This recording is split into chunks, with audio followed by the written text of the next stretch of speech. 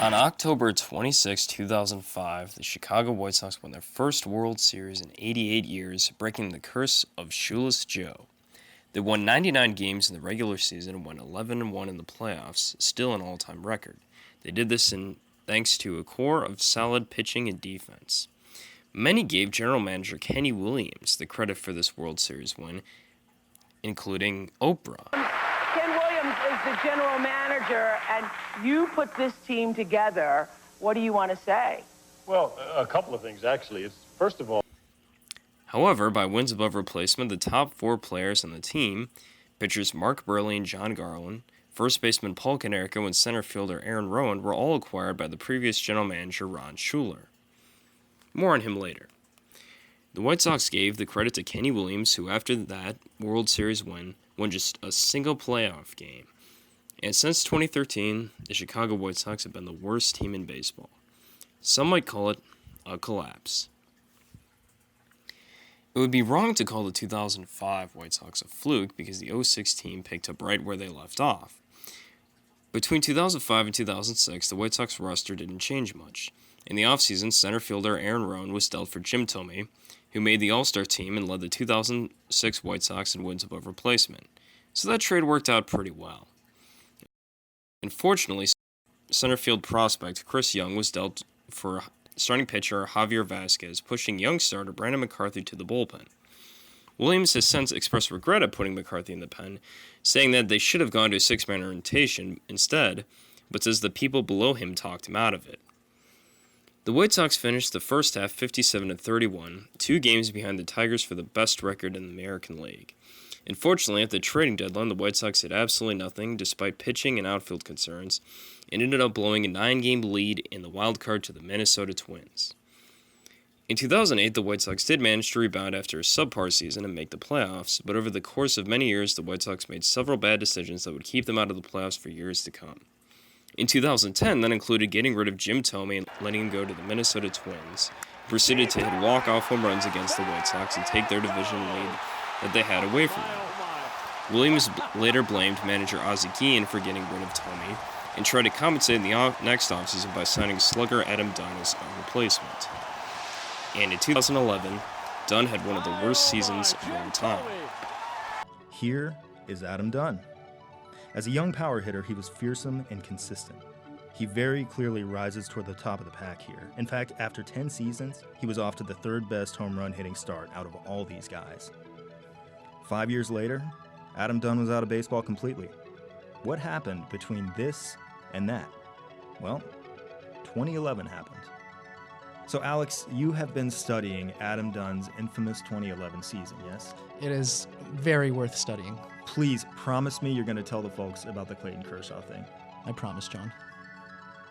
In 2011, whenever Dunn faced a lefty on the mound, to be specific, his baseball abilities were relegated to somewhere between that of a drunk penguin and a blindfolded three-toed sloth. Which is weird because throughout the first decade of his career, the left-handed Dunn was totally competent, generally even downright good against southpaws, as reflected in his slugging percentage, which is a metric that basically takes batting average and then properly weighs extra base hits. Dunn slugged .465 against lefties over those first 10 years, never dropping under .416 in a single season. Now, he may have started a bit of a decline in the years approaching 2011, but still no one could have foreseen one of the most spectacular and extreme outliers in baseball history.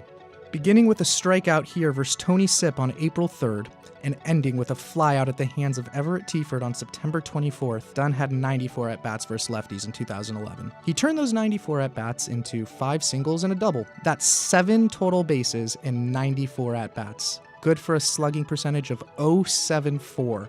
Let's give that .074 number some context.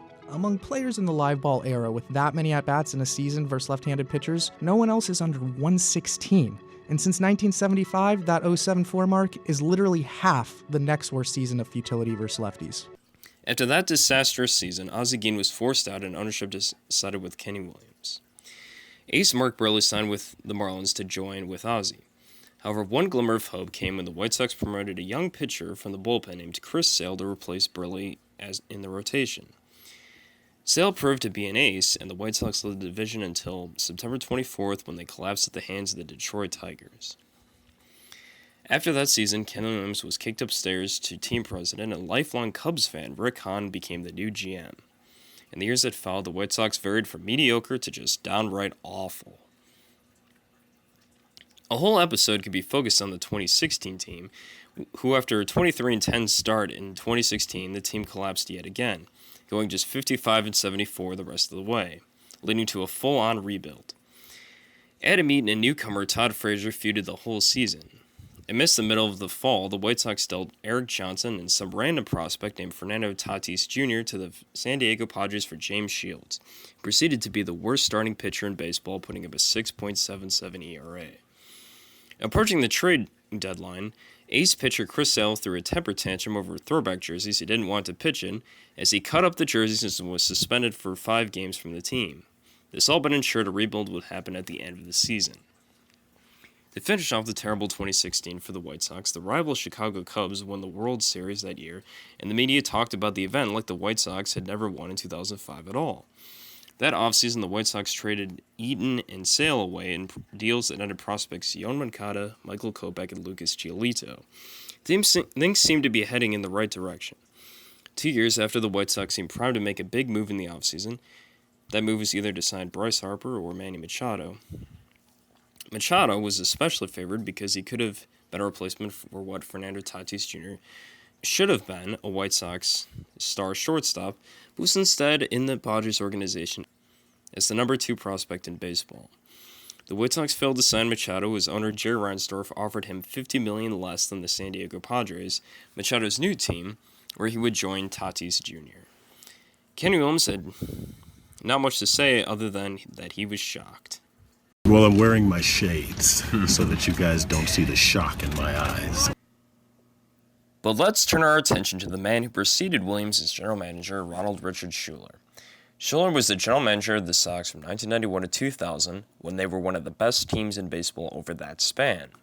Before this role, he worked in the organization of the Oakland A's, who won the World Series in 1989. After stepping down as the White Sox GM, he became vice president of the franchise, a scout, a special consultant to chairman Jerry Reinsdorf, and advisor to general manager Kenny Williams. He worked in this new position through the 2002 season. The White Sox would win the World Series 3 years later.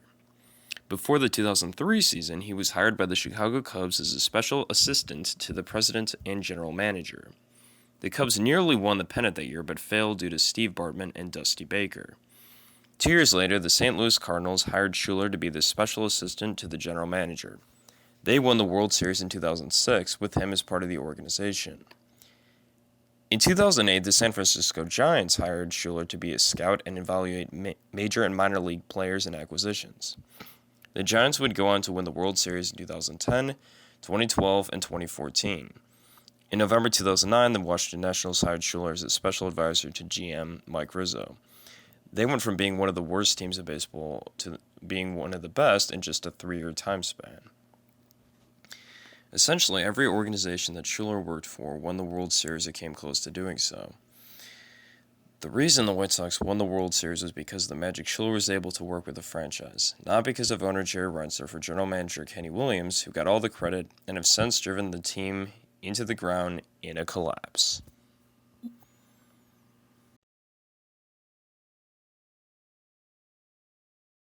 And that explains this collapse. Pops him up. Gillespie. And now Beckham. And we find another way. Yet another way. That's hard to believe. I'm not sure what Gordon Beckham was doing there, as Connor Gillespie had that ball all the way, and Beckham came up over the mound to the third base side, and the ball just dropped. And just like that, it goes E4. Chris Sale cannot win. This is a very easy play for Connor Gillespie, who's calling for it all the way. And one of the things that Addison Reed has to do there is act as the traffic cop. Oh, you gotta be bleeping me.